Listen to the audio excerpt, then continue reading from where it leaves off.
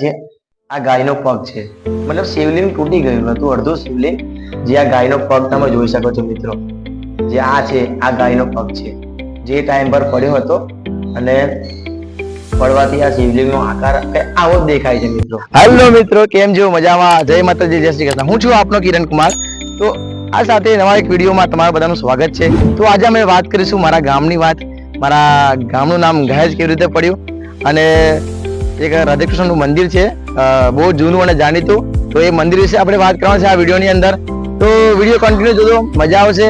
તો ચાલો આ સાથે આપણે જશું ગહેજ ગામ રાધાકૃષ્ણના મંદિરે, અને ત્યાં જઈને આપણે ઇતિહાસની વાત કરીશું કે મારા ગામનું નામ ગહેજ કેવી રીતે પડ્યું અને એ મંદિરનું શું છે રહસ્ય. અને આ તમે જોઈ શકો છો, એ છે મારા ગામનું એક ગેટ છે.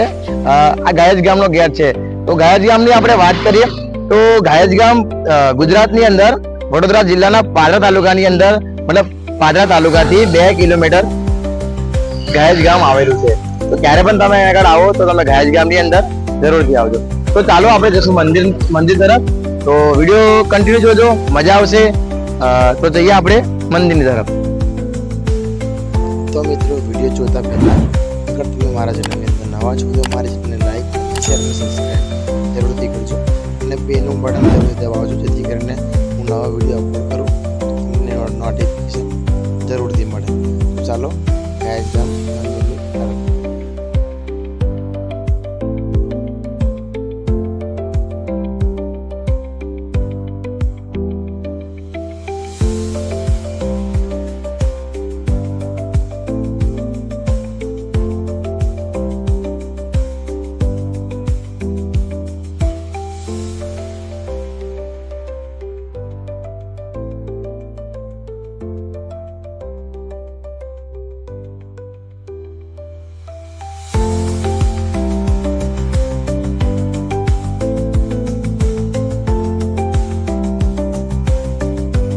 જય માતાજી મિત્રો. તો તમે આ જોઈ શકો છો, એ છે મારું ગામ ગહેજ, અને એનું રાધાકૃષ્ણનું મંદિર છે. જે હું તમને પહેલા વાત કરી હતી કે હું ગહેજ ગામનો વતની છું. અને ગહેજ ગામની વાત કરીએ તો ગહેજ ગામ ગુજરાત રાજ્યની અંદર વડોદરા જિલ્લાના પાદરા તાલુકાથી 2 કિલોમીટર આવેલું છે. તો ક્યારે પણ તમે પાદરા તાલુકાની અંદર આવો છો તો ગહેજ ગામમાં જરૂરથી આવજો, કેમ કે અહીંયા રાધાકૃષ્ણનું મંદિર ખૂબ સરસ છે અને જૂનું અને જાણીતું મંદિર છે. અને કહેવાય છે કે અમારા વડવાઓ કહી ગયા છે કે રાધાકૃષ્ણના જે મંદિર છે, અને આ મંદિરના ઇતિહાસ, મંદિરના ઉપરથી જ અમારા ગામનું નામ ગહેજ પડ્યું હતું. તો આજે આપણે વાત કરીશું ગહેજ ગામનું નામ કેવી રીતે પડ્યું, અને આ જે પાછળ તમે જોઈ શકો છો એ મંદિરની આપણે વાત કરીશું. તો આ છે રાધાકૃષ્ણનું મંદિર. તો ચાલો આપણે જઈએ અંદર, મંદિરની અંદર દર્શન કરશું, મંદિર વિશે આપણે માહિતી મેળવશું. તો વિડીયો કન્ટિન્યુ જોજો મિત્રો, મજા આવશે. અને તમે જોઈ શકો છો પાછળ પણ હરિયાળી છે. અહીંયા એક ચોતરો છે જૂનો અને જાણીતો ગહેજ ગામની અંદર, અને ગામડાનું વાતાવરણ તમને જોવા મળશે તમે જ્યારે પણ અહીંયા આવો ત્યારે. અહીંયા પાણીની ટાંકી પણ છે, અને સામે તમે જોઈ શકો છો આ જે સ્કૂલ છે, અને આ સ્કૂલમાં જ મેં સ્ટડી કરી હતી મિત્રો. આ છે ગહેજ પ્રાથમિક શાળા, અને મસ્ત મજાની સ્કૂલ છે, અને અહીંયા ઘણા બધા છોકરાઓ ભણે છે. તો ચાલો આપણે મંદિરની વાત કરીએ. તો આપણે જઈએ મંદિરમાં દર્શન કરવા માટે. તો વિડીયો કન્ટિન્યુ જોજો, મજા આવશે. હેલો મિત્રો, તો તમે જોઈ રહ્યા છો વિડીયોની અંદર, તો આપણે મંદિરની અંદર આવી ગયા છે, અને આ છે રાધાકૃષ્ણનું મંદિર. અને બીજી તમને હું વાત કરીશ તો રાધાકૃષ્ણ મંદિરની બાજુમાં એક આ સામે મંદિર દેખાઈ રહ્યું છે, જે મંદિરનું નામ છે મતલબ ગાજેશ્વર મહાદેવ મંદિર, જેના નામ ઉપરથી અમારા ગામનું નામ ગહેજ પડ્યું હતું. તો મિત્રો, અમે વાત કરીશું આપણે ગહેજ ગામનું નામ કેવી રીતે પડ્યું અને મંદિરનું શું છે રહસ્ય. તો આ મંદિર છે અમારું. તો ચાલો આપણે મંદિરે દર્શન કરીશું, અને વિડીયોના માધ્યમથી તમે લોકોને પણ અમે દર્શન કરાવીશું. તો મિત્રો, ચાલો આપણે દર્શન કરવા માટે. હેલો મિત્રો, તો ચાલો આપણે દર્શન કરીશું, મારા રાધાકૃષ્ણ મહારાજના દર્શન કરીશું. અને અત્યારે શ્રાવણ માસ ચાલી રહ્યો છે. કહેવાય છે કે શ્રાવણ માસના રોજ જ્યારે શ્રાવણ મહિનો આવે છે વર્ષમાં એકવાર, ત્યારે અમારા ગામની અંદર રાધાકૃષ્ણના મંદિરે અહીંયા ભગવાનનું પારણું બાંધવામાં આવે છે. તો તમે જોઈ શકો છો, આ છે રાધાકૃષ્ણ ભગવાનનું, મતલબ ભગવાનનું અહીંયા પારણું બાંધવામાં આવે છે. તો આ જે તમે જોઈ રહ્યા છો વિડીયોની અંદર ભગવાનનું પારણું, એની પાછળ મંદિરમાં ભગવાનના દર્શન તમે કરી શકો છો. અને અહીંયા છે બજરંગબલી ની મૂર્તિ પણ છે. તો અહીંયા દર શનિવારે હું જ્યારે અહીંયા સ્કૂલમાં ભણતો હતો ત્યારે દર શનિવારે અહીંયા હું દર્શન કરવા માટે આવતો હતો.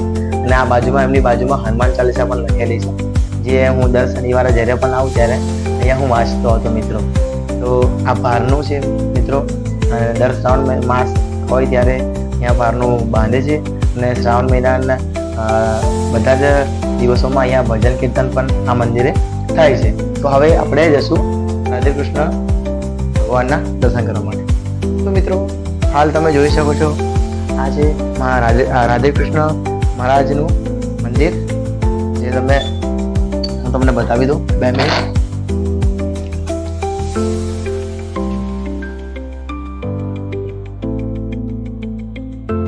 આ છે રાધે કૃષ્ણ ભગવાનનું મંદિર, તમે દર્શન કરી શકો છો. મારા વિડીયોના માધ્યમથી તમને હું દર્શન કરાવું છું. અને શ્રાવણ માસના રોજ અહીંયા શ્રાવણ માસની અંદર ઘણા ભક્તો અહીંયા આગળ આવે છે દર્શન કરવા માટે. અને જન્માષ્ટમીના દિવસે અહીંયા ઘણી બધી મતલબ આખા ગામના લોકો અને બીજા આજુબાજુના ગામના લોકો પણ અહીંયા દર્શન કરવા માટે આવે છે. અને ઘણી બધી ભીડ પણ હોય છે મિત્રો. તો તમે દર્શન કરી શકો છો મિત્રો.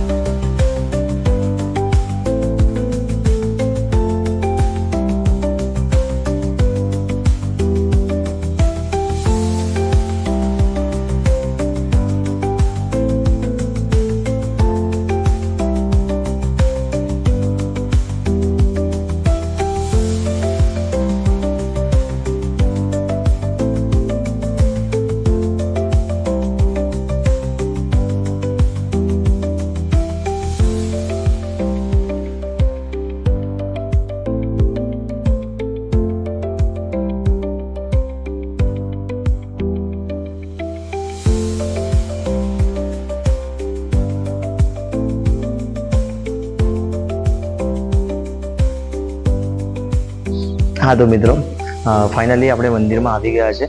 અને આ છે ગાજેશ્વર મહાદેવનું મંદિર.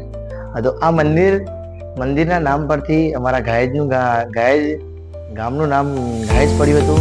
તો એનો ઇતિહાસ આપણે જાણીશું. તો આ છે મંદિર, તમે દર્શન કરી શકો છો મિત્રો આ મંદિરના. અને શ્રાવણ મહિનામાં ઘણા બધા હરિભક્તો અહીંયા આગળ આવે છે.